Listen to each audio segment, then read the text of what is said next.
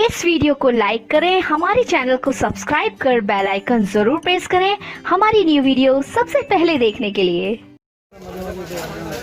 जान भाई पीछे जान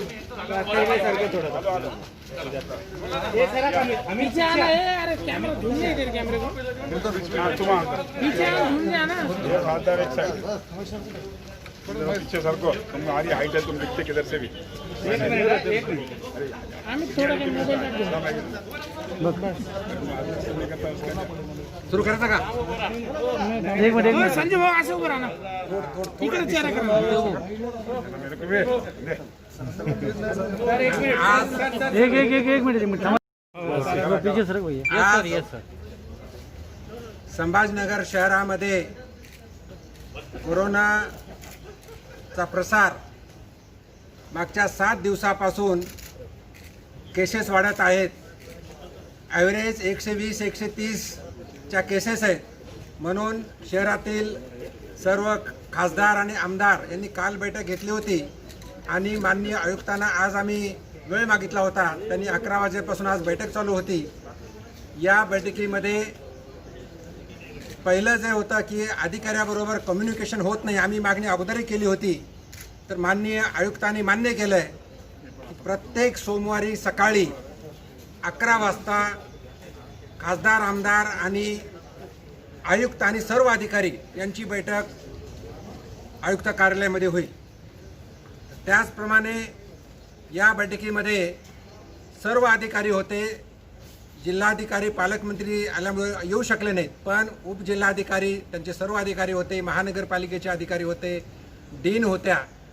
आणि यामध्ये अगदी स्वॅब टेस्टिंगपासून स्वॅब टेस्टिंगच्या अडचणी काय, स्वॅब टेस्टिंग किती केल्या पाहिजेत, स्वॅब टेस्टिंगला गेल्यानंतर त्या ठिकाणी लोकांना अडकून बसावं लागतं, तिथं चहा पाण्याची व्यवस्था नसते, तिथून आम्हाला फोन येतात नागरिकांचे, तर स्वॅब टेस्टिंगची सेंटर्स वाढवावेत, त्याचप्रमाणे त्या ठिकाणी लोकांची व्यवस्था व्हावी अशी आम्ही मागणी केली। ती आयुक्तांनी आणि मान्य केली आणि तशा खाली सूचना दिलेल्या आहेत। यामध्ये क्वारंटाईनसुद्धा क्वारंटाईनच्या ठिकाणी क्वारंटाईनच्या सोयी इन्फ्रास्ट्रक्चर वाढवलं पाहिजे, क्वारंटाईन चांगलं झालं पाहिजे हे सुद्धा मान्य केलं आहे। आणि त्या ठिकाणी सुद्धा ज्यांना ज्यांना क्वारंटाईन केले त्यांची व्यवस्था होणार आहे।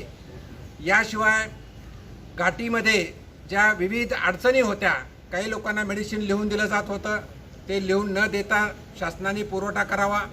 ऑक्सिजन असेल, व्हेंटिलेटर असेल, व्हेंटिलेटरची कमतरता नाही आहे। शासनाकडून कालपर्यंत 20 व्हेंटिलेटर्स आलेत, आणखी 22 व्हेंटिलेटर येणार आहेत। अशा विविध प्रकारच्या सुविधा घाटीमध्ये सुद्धा द्याव्यात अशी आमची मागणी होती, ते सुद्धा त्यांनी मान्य केलेलं आहे आणि तसं ते करणार आहेत। याहीपेक्षा महानगरपालिकेच्या माध्यमातून जे क्वारंटाईन झोन आहेत किंवा कंटेनमेंट झोन आहेत, तिथं माननीय पोलीस आयुक्तसुद्धा होते। सध्या शहरामध्ये 14 मोठे कंटेनमेंट झोन आहेत आणि छोटे असे बरेच काही आहेत, पण त्या ठिकाणी कंटेनमेंट झोन सुद्धा वाढवून चांगले स्ट्रिक्ट करावेत। आणि आता शहरामध्ये एका बाजूला उजव्या बाजूला एकदा आणि दुसऱ्या बाजूला एकदा असं जे लॉकडाऊन सुरू होतं आहे, तर ते लॉकडाऊन सुरू केल्यामुळं गर्दी नागरिकाची तेवढीच होती आहे। म्हणून आता लॉकडाऊन दोन्ही बाजूला म्हणजे सर्वच दुकानं उघडावेत आणि प्रत्येक नागरिकांनी जे जे नियम असतील ते नियम पाळावेत असं आम्ही लोकप्रतिनिधी म्हणून त्यांना आव्हान केलेलं आहे। म्हणजे मास्क वापरणं असेल, सोशल डिस्टन्स पाळणं असेल, किंवा फक्त जर काही काम असेल तरच घराच्या बाहेर जावं, एवढं सुद्धा नागरिकांना आम्ही आव्हान करतो। अशा विविध मागणी झाली, विविध मागण्यावरती चर्चा झाली आणि ते त्यांनी मान्य केले आणि ते होईल असं मला सांगायचं। कि कल जब हमने मीटिंग लिए थे सभी राजनीतिक पार्टियों के जितने भी आमदार खासदार हैं, उसका मकसद ये नहीं था कि हम किसी को यहाँ से निकालने की मांग कर रहे थे। हम ये मानते हैं और शहर का हर नागरिक ये मानता था कि कहीं ना कहीं कुछ कोऑर्डिनेशन की कमी थी, कहीं ना कहीं कुछ गलत हो रहा था। अभी तक ये हो रहा था कि हमें सिर्फ आंकड़ा दिखाया जा रहा था और वो भी आप लोगों के ज़रिए पता चल रहा था कि आज 150 हो गए हैं, 125 हो गए हैं, लेकिन ये क्यों बढ़ रहे हैं केसेस, इसकी क्या वजह है, हम लोग क्या प्रशासन की तरफ से, हेल्थ अथॉरिटीज़ की तरफ से क्या किया जा रहा है, इसकी जानकारी कहीं पर भी नहीं थी। और ये सभी की एक तरह से ये मानना था कि अगर सबको कॉन्फिडेंस में लेकर तो लोक प्रतिनिधि अपने स्तर के ऊपर भी अपने लेवल के ऊपर कोशिश कर सकते हैं कि अगर हमें ये बताया गया कि ये करना है करके, जैसा अभी डॉक्टर साहब ने बताया है कि एक तरफ का जो ऑड एंड इवन डेज की जो बात हो रही थी, अब ये बात आपको मानकर चलना पड़ेगा, अब ये कम्युनिटी स्प्रेड हो गया है। पहले जो था एक कुछ इलाकों के अंदर था, हम उसको कहीं आइसोलेट कर रहे थे, पूरा सील कर दे रहे थे। अब ये शहर के हर कोने कोने से एक एक दो केसेस आ रहा है, यानी कि इसका मतलब ये है कि अब ये हर जगह पे फैल चुका है। सवाल ये है कि जब हम ऑड और इवन की अगर बात कर रहे हैं तो जितना क्राउड निकलने का है वो उतना ही क्राउड निकल रहा है।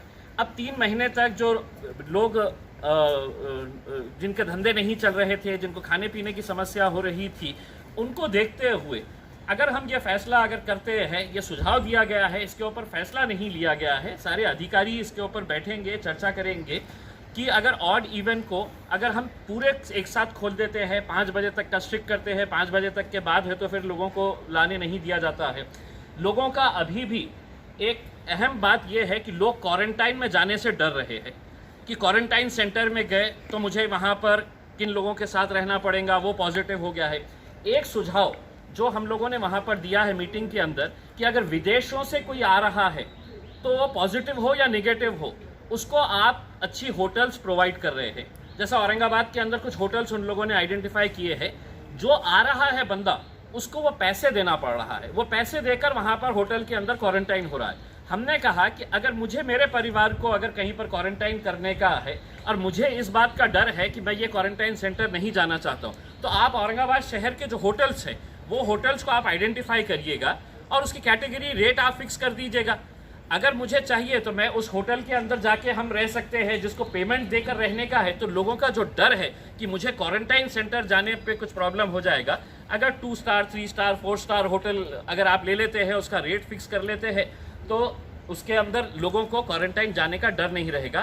दूसरा ये है कि प्राइवेट हॉस्पिटल्स की जो मनमानी जो चल रही थी, प्राइवेट हॉस्पिटल्स जो अपने तरीके से आप देखेंगे कि हमारे पास सबूत है, और वो सबूत की बुनियाद के ऊपर मैं बोल रहा हूँ कि जब हमने हमारे कुछ मुद्दे हैं तो एमजीएम हॉस्पिटल के अंदर लेकर जाकर बताए हैं, तो एमजीएम के मैनेजमेंट की इतनी हिम्मत है कि वो रिटर्न के अंदर कंप्लेन करके पुलिस को बता रहे हैं कि ये हमारे ऊपर दबाव डाल रहे हैं। दबाव बिल्कुल डाला जाएगा, सभी लोक प्रतिनिधियों की तरफ से डाला जाएगा, क्योंकि हमारे पास सबूत है। और वो सबूत को देखते हुए अगर आप पेशेंट से लाखों रुपये के बिल अगर ऐंठ रहे हैं और अगर हम जाकर उसको आपको बता रहे हैं कि आप ये गलत कर रहे हैं और आप उसके ऊपर अगर दबाव देकर डाल रहे हैं, तो ये फैसला भी लिया गया है कि कल 11 बजे जितने भी कोविड के हॉस्पिटल्स हैं, वो कोविड के हॉस्पिटल्स, प्राइवेट हॉस्पिटल्स के डॉक्टर्स के साथ इसी जगह के ऊपर यहाँ पर मीटिंग रहेगी। और एक अच्छा निर्णय जो विभागीय आयुक्त साहब ने लिया है कि हर प्राइवेट हॉस्पिटल के सामने अब वहाँ पर एक एक ऑफिसर को डेप्यूट किया जाएगा, जो पेशेंट्स के जो प्रॉब्लम्स है, अगर बिलिंग का प्रॉब्लम है या उसको एडमिशन नहीं दिया जा रहा है, ये सभी को मालूम है कि किसी का लग्गा जाता है, किसी का फ़ोन जाता है तो हाँ बेड अवेलेबल है, वरना कोई बगैर उसके जा रहा है तो बेड अवेलेबल नहीं है। तो बेड की अवेलेबिलिटी है नहीं है, ये वहाँ पर हर प्राइवेट हॉस्पिटल बोर्ड के ऊपर डिस्प्ले करेगा। जो रेट रहेगा वो प्राइवेट हॉस्पिटल डिस्प्ले करेगा कि ये रेट के हिसाब से है। और वहाँ पर एक एक अधिकारी को नियुक्त करने का फैसला लिया गया है कि अगर किसी पेशेंट को ये पता चल रहा है कि मेरा तो इलाज कुछ हुआ नहीं है लेकिन 4 लाख रुपये का बिल, जैसा संजय सिरसाट साहब ने खुद बताया है, मैंने खुद ने बताया है कि कितने पेशेंट्स को ऐसा अनरीजनेबल बिलिंग कर दिया गया था, तो उसको चेक करने के लिए मेरे हिसाब से एक अच्छा है। और हमारी सबकी उम्मीद और कोशिश यही है कि किसी अधिकारी के ऊपर नुक्ताचीनी करना नहीं है। कुछ लैप्सेस थे जो प्रशासन भी मान रहा है और ये भी मान रहा है कि अगर ये पहले अगर हो जाता था तो मेरे हिसाब से कुछ ना कुछ और बेहतर हो सकता था, लेकिन देर आए दुरुस्त आए। अभी भी जो हुआ है हम समझते हैं कि हम सब मिलेंगे अगर, तो मेरे हिसाब से देखिए हर जगह की अगर ये है कि नासिक ने अगर कुछ किया है, आप नासिक का उदाहरण दे रहे हैं, लेकिन एक बात ये भी है कि मालेगांव के अंदर कल जब हमने एसपी से वहाँ पे बात की है तो मालेगांव के अंदर सिर्फ 83 केसेस अभी है, सिर्फ 83 केसेस है, जो महाराष्ट्र के अंदर सबसे बड़ा हॉटस्पॉट था। तो वहाँ पर ऐसा क्या हुआ है कि जो वहाँ पर इतने अच्छे तरीके से कंटेन कर लिए है, हमारे में क्या गलती हुई है, वो सब हम डिस्कस कर रहे हैं। इसका मतलब ये नहीं है कि मतलब हम लोगों ने बात कर ली है तो अब सब समस्या हल हो गई। आंकड़ा नियंत्रित करण्यासाठी काय ठरवलं?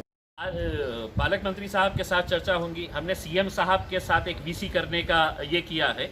और अगर हमारे को ये एश्योरेंस अगर मिल जाता है सबके तरफ से कि नहीं हम सिस्टम्स को और जिस तरह से बेहतर बनाना है वो बेहतर बना सकते हैं, तो इसका मतलब ये नहीं है कि कोई बड़ा ऑफिसर आएगा तो कोई बड़ा ये अलग से कुछ काम कर लेगा। कुछ जो लैप्सेस थे वो लैप्सेस के बारे में डिस्कशन हुआ है, और उस लैप्सेस के हिसाब से अभी जितना डिस्कशन हुआ है, अभी तकरीबन 3-3.5 घंटे बैठ के अगर जो चर्चा हुई है, तो यकीनन उसके अंदर से हम समझते हैं कि कुछ ना कुछ पॉजिटिव रिजल्ट जरूर आएगा।